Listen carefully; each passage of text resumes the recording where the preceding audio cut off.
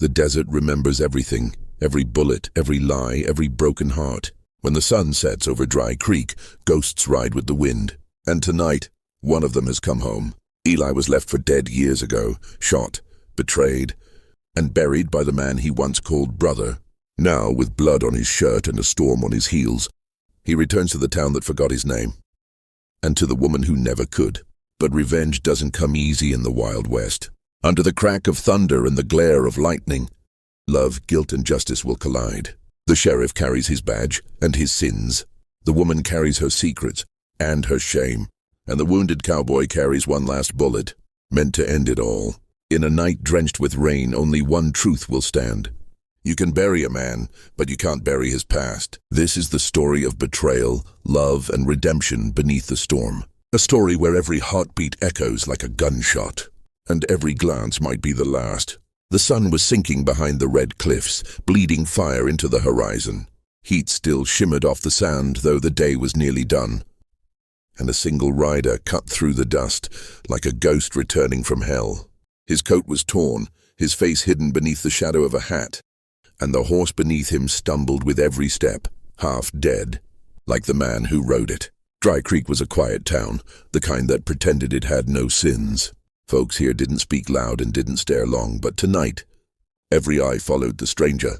The piano inside the saloon stopped mid-song, cards froze mid-air, and whispers filled the space between heartbeats. The rider stopped in front of the sheriff's office. The sign above the door creaked in the wind. Sheriff Clay Boone stepped out, chewing on a piece of straw, his gun belt heavy against his hip. He'd seen enough men die to know one thing.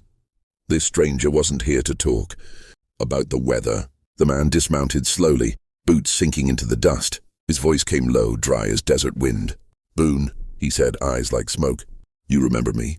For a moment, even the wind seemed to hold its breath. Clay's jaw tightened, his hand brushing the butt of his revolver. "I thought you were dead, Eli." A faint smile cracked through the dirt on the stranger's face. "Almost was," he said, "but death ain't done with me yet." He took a slow step closer, the sound of his spurs sharp in the silence. "I came back to finish it." A door slammed somewhere down the street. A dog barked and then went quiet. Between them, the years of hate and secrets hung heavier than the desert heat. Clay's eyes flicked to the stranger's side. Blood soaked through his shirt. "Still fresh." Eli didn't seem to care. He looked past the sheriff toward the saloon, where a woman's silhouette lingered behind the lace curtain upstairs. For a heartbeat, something soft flickered in his eyes, something that didn't belong to a killer. Then it was gone, swallowed by dusk. Clay took a slow breath. "You picked the wrong town to die in." Eli's hand rested on his gun, but his voice stayed calm, almost tired. "Then it's the right one to end it." The wind shifted, carrying the smell of rain and gunpowder.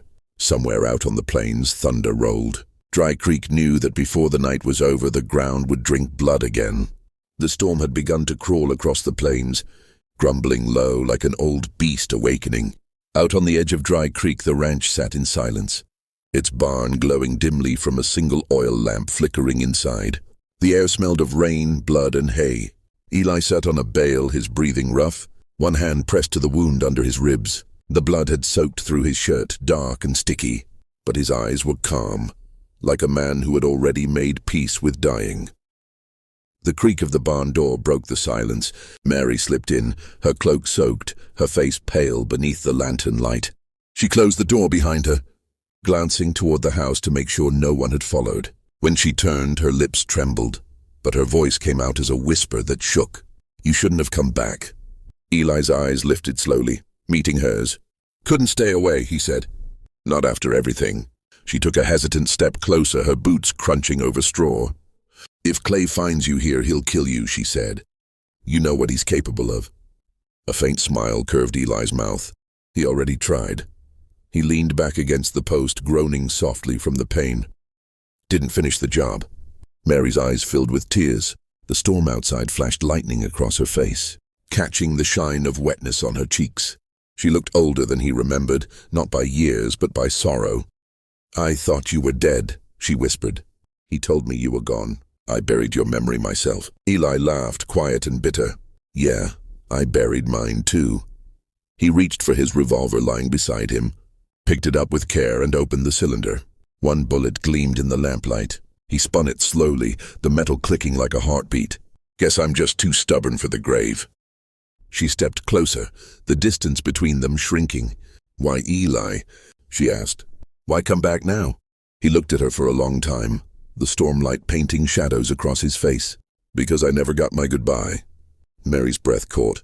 For a moment the barn felt smaller, the air thicker. He reached out, his hand trembling as he brushed her fingers, just once. It was enough to break her. She knelt in front of him, gripping his hand tight, crying quietly into the silence. I can't lose you again, she said. You don't know what he's become. He's not the man you used to call brother. I know, Eli murmured. That's why I came. He closed the revolver's cylinder, the click echoing like the toll of a bell. One bullet, he said softly. That's all it'll take. For him or for me. Mary shook her head, her voice breaking. Please, Eli, don't do this. He smiled faintly, the kind of smile only a dying man could wear. Don't worry, Mary. This ain't about revenge anymore. It's about ending what should have ended long ago. Outside, thunder cracked close, rattling the barn walls. The wind howled through the cracks in the wood, scattering dust and memory alike. Mary clung to him, trembling, her tears mixing with the rain that seeped through the roof. And beneath that sound, the storm, the wind, her sobs. Eli's whisper was the softest of all.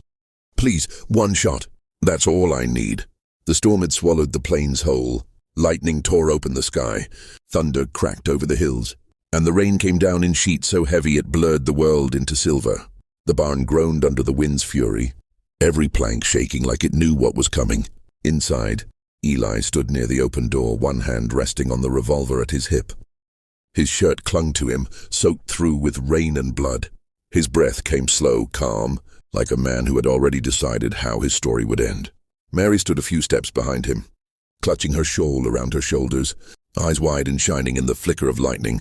She wanted to speak, to beg him to run, but her voice was gone.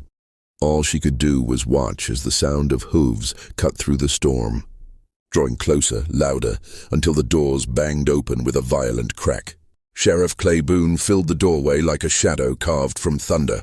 His hat dripped with rain, his coat plastered to his shoulders, and his revolver gleamed in the lightning. His eyes, hard as stone, locked onto Eli with a kind of hatred that had aged into something colder, something that looked almost like regret. Step away from her, Boone growled, voice sharp enough to cut through the storm. Eli didn't move. He stood his ground, one hand still resting on his revolver but not drawing it. You always did like to make an entrance, he said quietly. Boone's jaw tightened. I should have put you in the ground when I had the chance. Eli turned his head slightly, the corner of his mouth twitching. You tried, he said. Didn't stick. Lightning flashed again, throwing their faces into stark relief. The lawman and the ghost he couldn't kill. Mary moved between them, trembling. Clay, please, she cried. Not here, not now. But the two men weren't listening.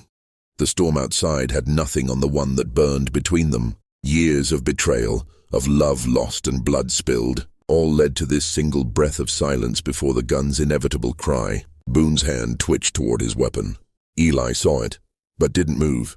Instead, he stepped closer, rainwater running down his face like tears. You want this to end? He said. Then finish it. One shot, you won't miss this time. Boone's finger tightened on the trigger. His teeth clenched, his breath hitched, and the shot exploded like thunder. Mary screamed. The echo filled the barn, mixing with the storm's roar. The smell of gunpowder bit through the air. Boone's gun smoked in his shaking hand. Eli staggered but didn't fall. The bullet had torn through his hat, clean, dead center, and punched a hole through the wooden post behind him. He looked up slowly, his eyes burning through the haze. Boone froze. His face went pale as Eli's voice drifted through the thunder. Quiet, almost tender. You still can't kill what's already dead, Sheriff. He stepped closer until they were a breath apart. Boone could see the pain, the blood, the madness, and the truth. Eli wasn't here to kill him. He was here to be killed. Rain poured through the broken roof, running down their faces, washing away the years of dust and lies. Boone dropped his gun to the floor. The metal hit the boards with a dull thud. His shoulders sagged under the weight of everything he'd done. Eli smiled faintly, weak but peaceful now. Guess that's mercy, he whispered. Didn't think you had any left. His legs gave out, and Mary rushed forward, catching him before he hit the ground. She held him tight, her tears mingling with the rain. Boone turned away, his hands shaking, his badge gleaming dully under the lantern light.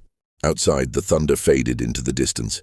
The storm moved on, leaving only silence and the slow drip of rain. When it was over, the barn smelled of gunpowder and wet earth.